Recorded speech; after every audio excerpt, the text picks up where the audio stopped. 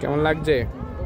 কি দারুণ সিঁড়ি সিঁড়ি করছিলাম, উপর থেকে ভিউটা দারুণ, পুরো শহরটা দেখতে দেখতে আমরা চলে এসেছি দুর্গের শেষ প্রান্তে। ওদিকে সূর্যি মামাও বাড়ি যাবার পথে।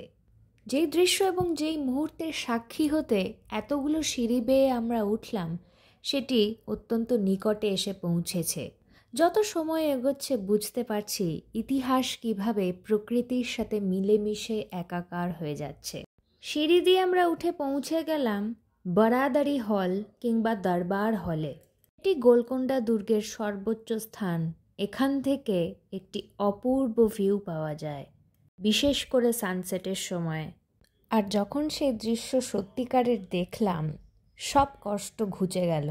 ব্যক্তিগতভাবে চিরকালই আমার সূর্যোদয়ের থেকে সূর্যাস্ত বেশি পছন্দ, পাহাড় হোক, সমুদ্র হোক কিংবা কোনো ঐতিহাসিক স্থান।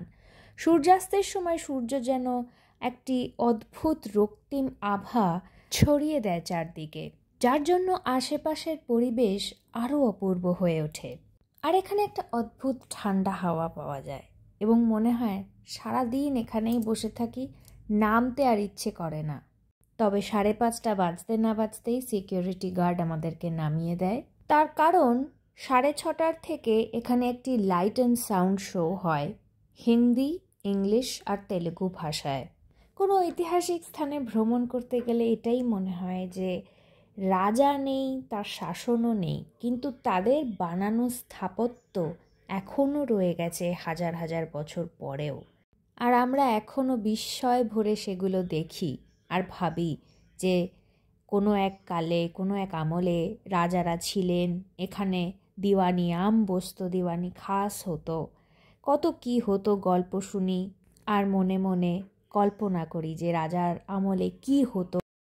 তুলেছে সানসেট, দারুণ দারুণ। গোলকোন্ডা ওরফে গোল্লাকোন্ডা ইতিহাসের সাক্ষী, প্রেমের সাক্ষী, আনন্দ উল্লাসের সাক্ষী, রাজতন্ত্র এবং রাজশাসনের সাক্ষী, রাজনীতির সাক্ষী এবং সবচেয়ে বড় সাক্ষী সময় ও কালচক্র পরিবর্তনে। এই গোলকোন্ডা সিরিজ আপনাদের কেমন লেগেছে অবশ্যই জানাবেন।